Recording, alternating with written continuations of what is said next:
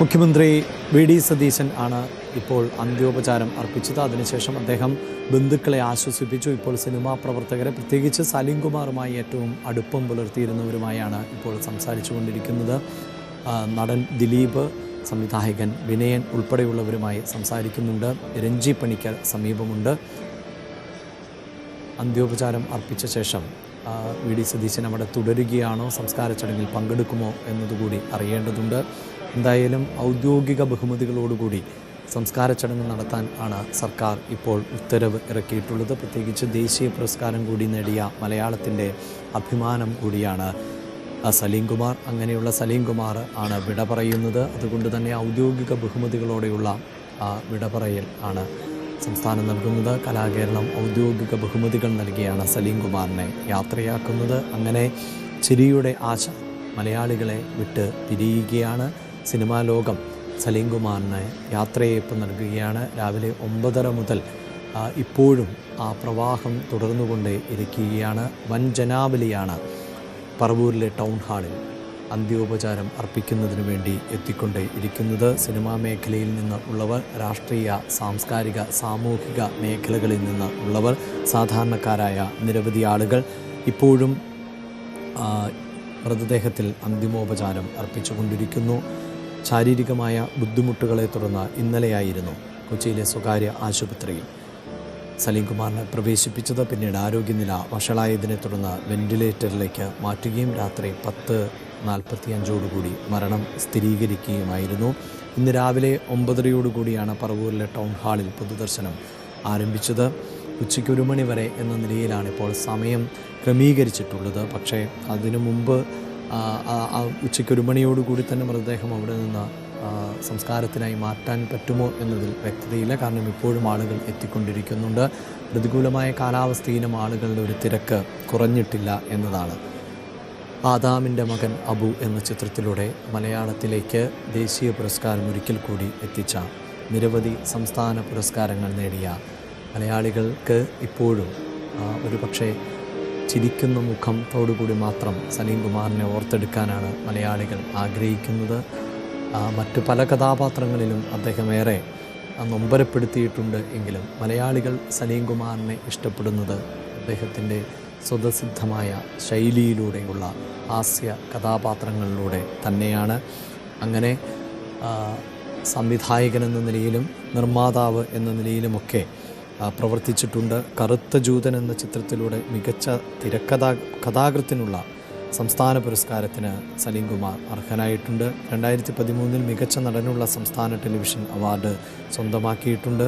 അങ്ങനെ സിനിമയിലെ വ്യത്യസ്തമായ മേഖലകളിൽ മികവ് പുലർത്തുകയും ആ മികവിന് അംഗീകാരങ്ങൾ തേടിയെത്തുകയും ചെയ്തിരുന്നു എന്നതാണ് സലീം കുമാറിൻ്റെ സവിശേഷത. പക്ഷേ സാധാരണക്കാരായ പ്രേക്ഷകർക്ക് സലീം കുമാറിൻ്റെ ഈ പുരസ്കാര മികവിന് അപ്പുറത്ത് അദ്ദേഹം ചെയ്ത കഥാപാത്രങ്ങൾ, ആ കഥാപാത്രങ്ങൾ തിയേറ്ററുകളിൽ ചിരിയുടെ തിരമാലകൾ തീർത്തിരുന്നു എന്നതാണ്. ഇപ്പോഴും ഒരു പക്ഷേ പല ആളുകളും ഈ ഹാസ്യരംഗങ്ങൾ ആവർത്തിച്ച് കാണുന്ന ആളുകളൊക്കെ സലീം കുമാറിൻ്റെ ഹാസ്യരംഗങ്ങൾ, സലീം കുമാറിൻ്റെ കോമഡി രംഗങ്ങൾ മാത്രം ഇരുന്ന് കാണുന്ന സാഹചര്യം കൂടിയുണ്ട് എന്നതാണ് എടുത്തു പറയേണ്ടത്. സാംസ്കാരിക, സാമൂഹിക രംഗത്തെ നിരവധിയായ ആളുകൾ ഇപ്പോഴും അന്ത്യോപചാരം അർപ്പിച്ചുകൊണ്ടേ ഇരിക്കുന്നു. സലീം കുമാറിനെ ഓർത്തെടുക്കുന്നു. ഇപ്പോൾ ടൗൺ ഹാളിൽ പൊതുദർശനത്തിന് വെച്ച മൃതദേഹത്തിൽ വി.ഡി. സതീശൻ അന്ത്യോപചാരം അർപ്പിച്ചു.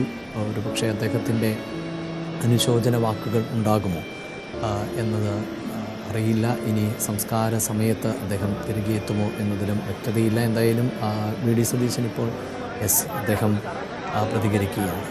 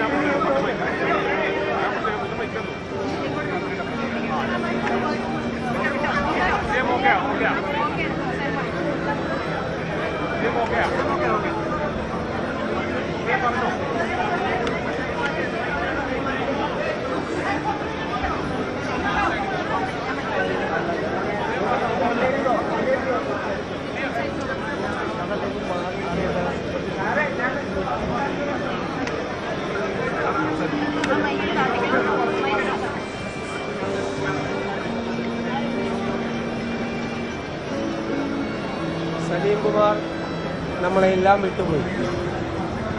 ഏത് സംഘർഷ നിർഭരമായ സാഹചര്യത്തിലും ഏത് മലയാളിയെയും അവൻ്റെ സാധാരണ നിലയിലേക്ക് മടങ്ങിയെത്തിക്കാൻ കഴിവുള്ള നർമ്മബോധത്തിനും ഉടമയായിരുന്നു ശ്രീ സലീം കുമാർ. മലയാളിയെ സംബന്ധിച്ചിടത്തോളം അവൻ്റെ വീടുകളിൽ, ഗ്രഹസദസ്സുകളിൽ എപ്പോഴും അവരെ സന്തോഷം നിർഭരമാക്കുന്ന ഒരു മുഖമായിരുന്നു സലീം കുമാർ. എന്നാൽ താനൊരു ഹാസ്യ നടൻ മാത്രമല്ല, അതിനേക്കാൾ വലിയൊരു നടൻ കൂടിയാണ് എന്ന് അദ്ദേഹം ആദമിൻ്റെ മകൻ അബുവിലൂടെ തെളിയിച്ച് ദേശീയ അവാർഡ് നേടി നമ്മുടെ എല്ലാം അഭിമാനം ഉയർത്തിപ്പിടിച്ചു. മലയാളിക്ക് ഒരിക്കലും മറക്കാൻ കഴിയാത്ത മുഖവും ഭാവവുമാണ്. നമുക്കറിയാം, നമ്മുടെ സാമൂഹ്യ മാധ്യമങ്ങൾ വന്നതിന് ശേഷം സാമൂഹ്യ മാധ്യമങ്ങളിലെ നിറം ചാർത്തിയ തമാശകളുടെ എല്ലാം കൂടെ സലീം കുമാറിൻ്റെ തമാശ കൂടി ചേർത്തിട്ടാണ് ചെയ്യുന്നത്. കാരണം മലയാളിക്ക് ഹാസ്യം എന്ന് പറഞ്ഞാൽ അതിലൊരാൾ പഴയ തലമുറയിലെ അടൂർ ഭാസിയെയും ബഹദൂറിനെയും പോലെ മലയാളിയുടെ ഒരു പുതിയ കാലത്ത് സലീം കുമാർ അതിൻ്റെ കൂടെ ഉണ്ടായിരുന്നു. എനിക്ക് വ്യക്തിപരമായ നഷ്ടമെന്ന് പറയുന്നത്, എനിക്കൊരു സഹോദര തുല്യനായ ഒരാളെയാണ് അക്ഷരാർത്ഥത്തിൽ നഷ്ടപ്പെട്ടിരിക്കുന്നത്. ഞാനിവിടെ തെരഞ്ഞെടുപ്പിന് മത്സരിക്കുന്ന കാലം മുതൽ, പറവൂരിൽ വന്ന കാലം മുതൽ അദ്ദേഹവും അദ്ദേഹത്തിൻ്റെ കുടുംബവുമായിട്ടുള്ള വലിയ ആത്മബന്ധമുണ്ട്. ഞാൻ തെരഞ്ഞെടുപ്പിൽ മത്സരിക്കുമ്പോഴെല്ലാം ഷൂട്ടിംഗ് വരെ ക്യാൻസൽ ചെയ്ത് ഞാൻ നോമിനേഷൻ കൊടുക്കുന്ന അന്ന് മുതൽ എല്ലാ ദിവസവും തെരഞ്ഞെടുപ്പ് ഞാൻ ജയിച്ചെന്ന് പ്രഖ്യാപിക്കുന്നത് വരെ അദ്ദേഹം കൂടെ ഉണ്ടാവും. അത് കഴിഞ്ഞിട്ട് പോവുള്ളൂ എവിടെയും, പിന്നെ കാണില്ല. പിന്നെ ഞാൻ അങ്ങോട്ട് വിളിക്കണം, ഇങ്ങോട്ടൊരാവശ്യത്തിനും വരില്ല. ഞാൻ മത്സരിച്ച എല്ലാ തെരഞ്ഞെടുപ്പുകളിലും എൻ്റെ ഓഫീസ്, തെരഞ്ഞെടുപ്പ് കമ്മിറ്റി ഓഫീസ് ഉദ്ഘാടനം ചെയ്തിട്ടുള്ളത് ശ്രീ സലീം കുമാർ. അവസാനമാകുമ്പോൾ പറയും എൻ്റെ അവകാശമാണെന്ന് പറയും. ഞാൻ പറയും, ഞാൻ വേറെ ആരെയും വിളിക്കില്ല, സലീമിനെ മാത്രമേ വിളിക്കുകയുള്ളൂ എന്ന് പറയും. അത്രമാത്രം നല്ല ഉറച്ച രാഷ്ട്രീയ ബോധ്യം, ഏത് തിളച്ചുമറിഞ്ഞ കാലാവസ്ഥയിലും തൻ്റെ ഉറച്ച രാഷ്ട്രീയ ബോധ്യത്തിന് ഒട്ടും വെള്ളം ചേർക്കാത്ത ഒരാൾ കൂടിയാണ് എൻ്റെ സ്നേഹിതനെന്ന് എനിക്ക് അഭിമാനമുണ്ട്. അതിലൊരു വിട്ടുവീഴ്ചയില്ല. പഠിക്കുന്ന കാലം മുതൽ അവസാന ശ്വാസം പോകുന്നത് വരെ ആ ഉറച്ച രാഷ്ട്രീയ ബോധ്യത്തിൽ, ആ ഉറച്ച കോൺഗ്രസ് ബോധ്യത്തിൽ നിന്നു എന്നുള്ളതാണ് അദ്ദേഹത്തെ വ്യത്യസ്തനാക്കുന്നത്. ഏറ്റവും അവസാനം പങ്കെടുത്ത പരിപാടി ഞാൻ മുഖ്യമന്ത്രിയായി സത്യപ്രതിജ്ഞ ചെയ്തതിന് ശേഷം പറവൂരിലെ പൗരാവലി എനിക്ക് നൽകിയ സ്വീകരണത്തിനാണ്. അതിനു മുമ്പ് ഞാൻ പങ്കെടുക്കുന്നത് കൺവെൻഷനിലും തെരഞ്ഞെടുപ്പ് കാലത്ത് എല്ലായിടത്തും ഉണ്ടായിരുന്നു. തെരഞ്ഞെടുപ്പ് വന്നാൽ എൻ്റെ വീട്ടിലോ തെരഞ്ഞെടുപ്പ് കമ്മിറ്റി ഓഫീസിലോ ഉണ്ടാവും. അത്രമാത്രം ഹൃദയബന്ധമാണ്. ഇത്ര പെട്ടെന്ന് ഇങ്ങനെ ഒരു വിടപറയൽ ഉണ്ടാകുമെന്ന് കരുതിയില്ല. ഇന്നലെ രാത്രിയാണ് വീണ്ടും അദ്ദേഹത്തിന് കടുത്തൊരു ഹൃദയാഘാതം ഉണ്ടായി, ആ വേർപാടുണ്ടായത്. ഞാൻ കുടുംബത്തിനോടുള്ള ഔപചാരികമായ ദുഃഖം പ്രകടിപ്പിക്കുന്നില്ല. കാരണം ആ കുടുംബം എൻ്റെ കൂടെ കുടുംബമാണ്, ഞാനും കൂടി ആ കുടുംബത്തിൽ ഉൾപ്പെട്ടതാണ്. അവരെ എല്ലാവരെയും ഞാൻ ചേർത്ത് നിർത്തും, ഞങ്ങളെല്ലാവരും ചേർത്ത് നിർത്തും. ഒരു കാര്യമില്ല, ഇവിടെ എല്ലാവർക്കും ഉണ്ടായ പ്രയാസത്തിൽ, ദുഃഖത്തിൽ ഞാൻ പങ്കുചേരും.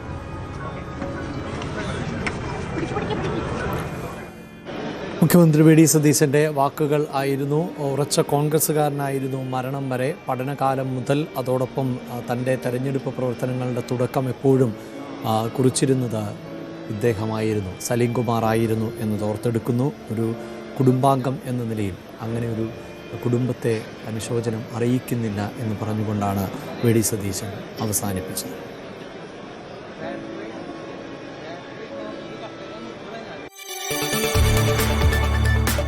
കൂടുതൽ വാർത്തകൾക്ക് news 18 Keralam YouTube channel subscribe ചെയ്യുക.